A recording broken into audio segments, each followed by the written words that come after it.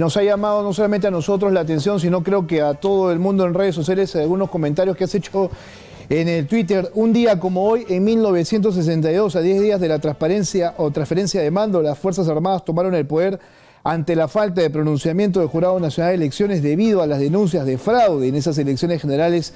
Pérez Godoy, Vargas Prada, Linley López y el vicealmirante Torres Matos, miembro de la Junta Militar. ¿Por qué hacer esto, Víctor Andrés?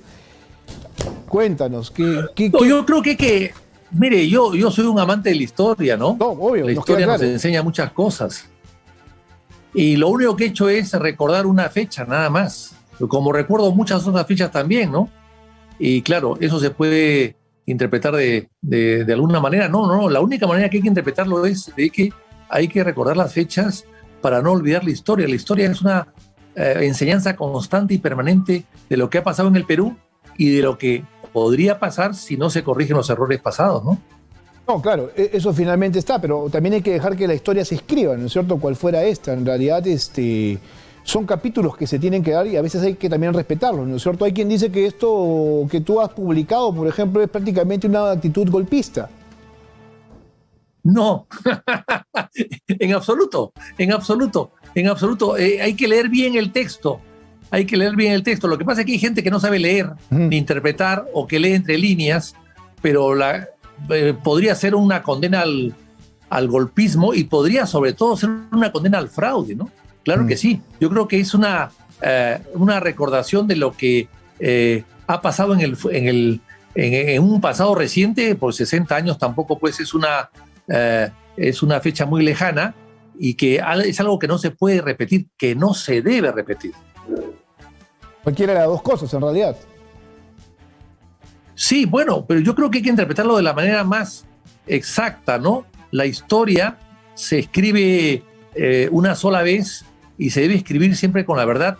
Y la historia del Perú, con sus virtudes y sus defectos, sus buenos momentos y sus malos momentos, no se puede ocultar. Y debe ser parte de los ingredientes que tengamos para trabajar en el futuro de una manera más unitaria, con mayor transparencia y no repetir nunca los errores pasados, ¿no? Claro, pero también hay quien dice que los pueblos, las personas, no sé, en general también deben aprender de sus errores. No necesariamente debería ser lo contrario, hay que dejar, ¿no es cierto? Te lo pongo en sentido figurativo porque creo que debes saber perfectamente a lo que vamos, ¿no es cierto? O sea, creo que te opones directamente a que Perú Libre sea gobierno, ¿no? Que estás en este grupo de personas que entienden de que no es un partido político que le haga bien al país y que la elección de Pedro Castillo tampoco es lo más saludable. No, lo que yo digo que la historia nos enseña mucho y que por lo tanto hay que tomarla en cuenta, y lo que yo creo es que el jurado tiene que hacer un esfuerzo extraordinario para dar un resultado final totalmente ajustado a la verdad electoral. Yo siempre he sido de esa opinión. No es que tenga nada contra Castillo, contra Keiko en absoluto. Yo lo que quiero es que el Perú encuentre el sendero del progreso y del bienestar a través de una verdad electoral, nada más, y que el jurado se empeñe, porque hay ciertas denuncias, muchas denuncias, se empeñe en hacer un esfuerzo tremendo y en dar una versión exacta y que nadie se sienta frustrado, porque la frustración puede conducir al caos en el futuro. La idea es que todos aceptemos un resultado porque el resultado se ajusta a la verdad electoral. Claro, pero fíjate que hoy el Jurado Nacional de Elecciones ya ha definido estas apelaciones a las actas de proclamación de los jurados electorales especiales y le ha dicho, pues obviamente a las pretensiones de Fuerza Popular que no van, y entonces ya queda despedido el camino para lo que es inminente, ¿no? Bueno, la declaración como ganador del señor Pedro Castillo. O sea, ya no hay forma de retroceder en ese aspecto, ya va, o sea, ya se agotó todo lo que tenían y que la ley facultaba, ¿no es cierto?, para que esto cambie, ya no hay marcha atrás. Creo yo que el Jurado Nacional de Elecciones es más, ya debe estar trabajando el acta de proclamación en estas horas y seguramente hoy por la tarde, si no mañana temprano, nos dicen quién es el ganador de esta contienda electoral. O sea, ¿para qué insistir más? O sea, ¿no? Bueno, pero yo creo que, bueno, independientemente de eso, el jurado finalmente va a tener la gran responsabilidad de proclamar al ganador. Tiene que hacerlo, la Constitución así lo dice, pero evidentemente también tendrá que asumir la responsabilidad de una proclamación que no se ajusta a la verdad electoral. O sea, eso tendrá que verse más adelante, claro, en el futuro. Pero evidentemente la ley, la Constitución faculta al jurado a hacerlo y el jurado puede hacerlo. Y si lo hace, esperemos que lo haga de acuerdo a ley. Claro, entonces entiendo que tú eres de los que también está en esta posición de que esa proclamación y esa elección sería completamente ilegítima. O sea, que sería un gobierno ilegítimo. Tampoco. No, yo creo, empecemos que salga la proclamación primero. A ver cuál es el sustento, ¿no? Pero entonces, a ver, si tú tienes unos argumentos en el cual dices, ¿no es cierto?, que la gente tiene que saber la verdad para que no haya frustración de ninguna de las partes, ¿no es cierto? Y entonces, después dices, el Jurado Nacional de Elecciones tiene que hacer un esfuerzo, ¿no es cierto?, para que se conozca la verdad, porque hay una serie de irregularidades, y después me dices, entonces hay que esperar lo que diga el Jurado Nacional de Elecciones. Entonces yo te pregunto, si consideras que esto es legítimo o ilegítimo, porque hay quien dice, bajo estos mismos argumentos, que lo que pueda decidir el Jurado Nacional de Elecciones respecto a Pedro Castillo va a significar después que él sea considerado un presidente completamente ilegítimo. Mire, yo voy a esperar que se pronuncie el jurado, no quiero adelantarme, aunque sabemos más o menos por dónde va el camino, pero quiero que se pronuncie el jurado para yo pronunciarme, no quiero adelantarme a los hechos. Pero lo que sí puedo decirle es que hay, de acuerdo a las encuestas, 65% de las personas en el Perú que creen que ha habido irregularidades. Entonces yo creo que eso el jurado tiene que ver cómo lo soluciona. Y si no lo soluciona, bueno, aceptaremos lo que diga el jurado, pero me parece que esta es una elección muy controversial, de las primeras después de 50 años. Uh-huh. Y eso sí me preocupa por el país. Uh-huh. Sí, en realidad ahí sí creo que coincidimos. Esta es una elección completamente atípica, diferente, pero también entendamos de que hay un partido, pues obviamente que no le ha gustado los resultados y se han ido hasta los extremos, ¿no? Entonces, incluso hasta ha configurado justamente toda esta narrativa de un fraude en mesa, ¿no es cierto?, que de por sí no ha sido corroborado del todo, si no estaríamos en otro tipo de situación, si es que esto se habría dado de manera simultánea, como es que obviamente lo justifica el Jurado Nacional de Elecciones. Lo que sí le puedo decir es que con todas estas controversias, con todas estas impugnaciones, acusaciones, etcétera, el sistema electoral en este momento ha colapsado como ha colapsado la salud en el país a través de la pandemia, ¿no? O sea, esto es una pandemia del sistema electoral que ha afectado muchísimo y que ha demostrado que el sistema electoral es un sistema obsoleto.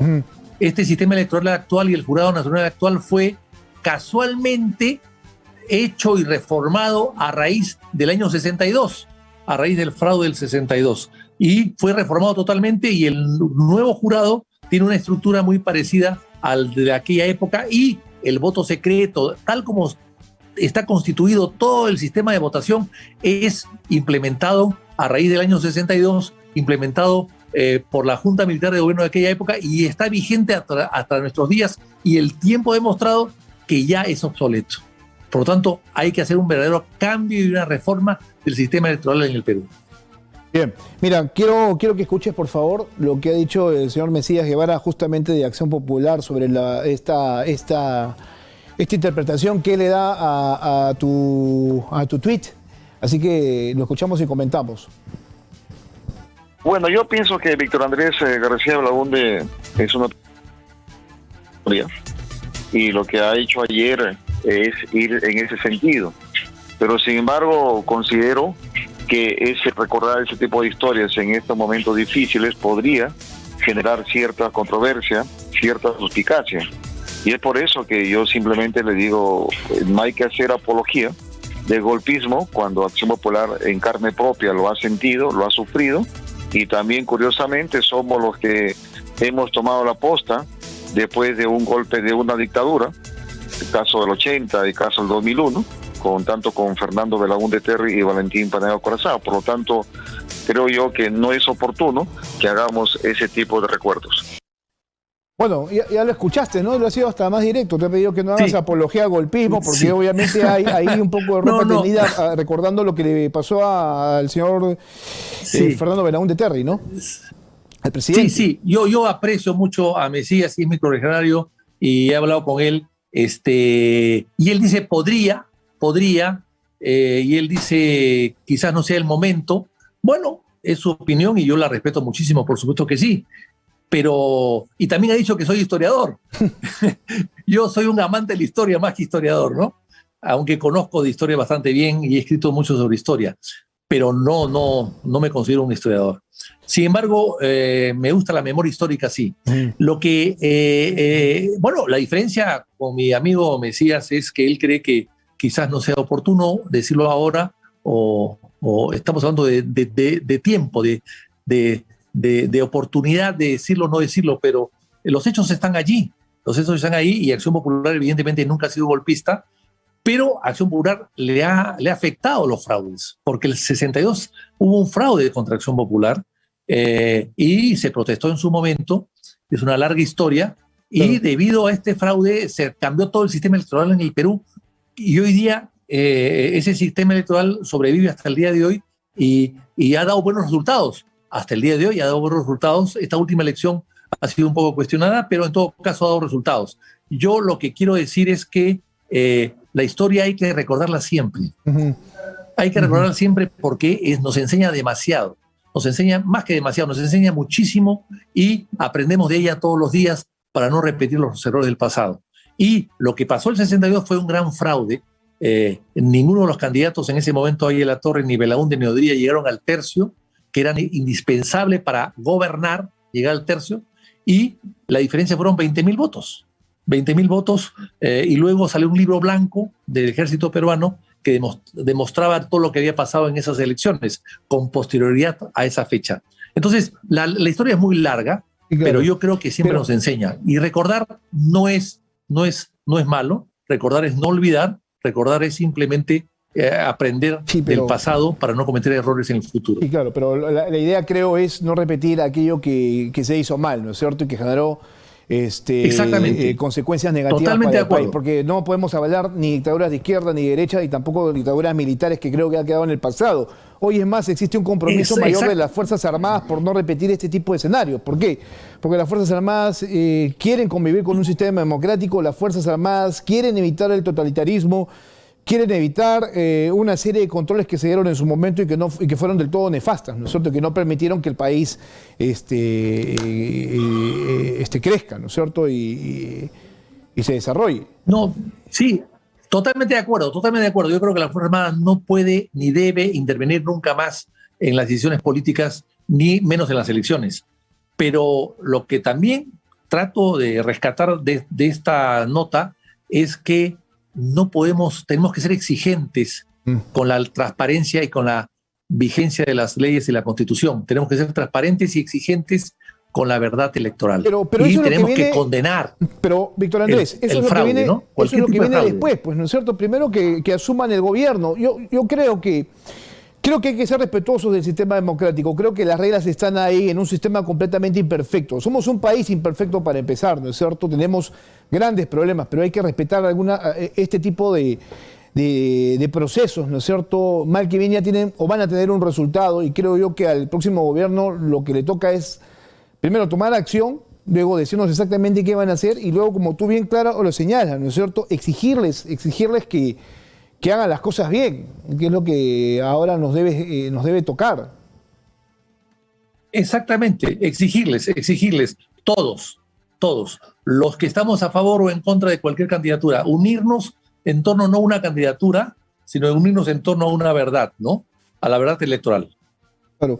Ahora, ese exigirle también, al menos no sé cuál sea tu posición, exigirle por lo pronto que deje de lado, por ejemplo, esta pretensión de la Asamblea Constituyente, ¿no es cierto?, para la reforma de la Constitución, que creo yo que es un punto que está generando gran controversia y que no se va a acabar, ¿no es cierto?, en el corto plazo. Creo que es un tema que va a estar ahí latente y que va a generar esto que es una alerta roja, ¿no es cierto?, y una falta de convivencia entre ambos poderes del Estado. Estoy hablando del Ejecutivo y el Legislativo.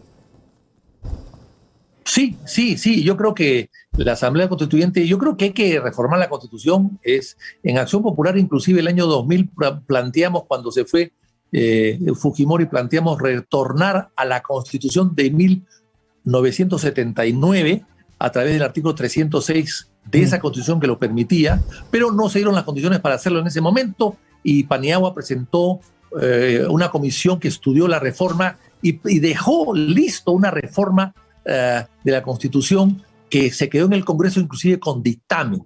Entonces, yo creo que eso sí hay que hacerlo, es urgente, pero de allí a plantear una asamblea es difícil, complicado, inoportuno hacerlo, porque además tendría que hacerse siempre todo a través del Congreso, y parecería que ellos no quieren hacerlo así, algunos voceros que han salido de Perú Libre. Por eso mismo es importante que Perú Libre no presida el Congreso, ni Perú Libre ni Fuerza Popular. Yo creo que son dos partidos que han llegado a la final con los problemas que tenemos y vemos, y me parece que no es el momento de darle más poder a Perú Libre en el caso que Perú Libre gane las elecciones. Yo creo, y además es un partido cuestionado, me hemos visto con los dinámicos de Junín, con una serie de cuestionamientos que, a mi modo de ver, le quitan transparencia y imagen a un partido que en esas condiciones, a mi modo de ver, tampoco podría presidir el Congreso. Como los que enfrenta Fuerza Popular, porque cierto símil hay entre ambos partidos políticos, solo que uno está en este momento procesado, ¿no? Por eso yo digo que ninguna de las dos fuerzas deberían presidir el Congreso. Deberían buscarse a otras fuerzas políticas, porque además el Perú ha votado para que, por ejemplo, que en el caso de Acción Popular sea oposición, no sea gobierno. Pero y haremos una oposición alturada, constructiva, pero oposición finalmente.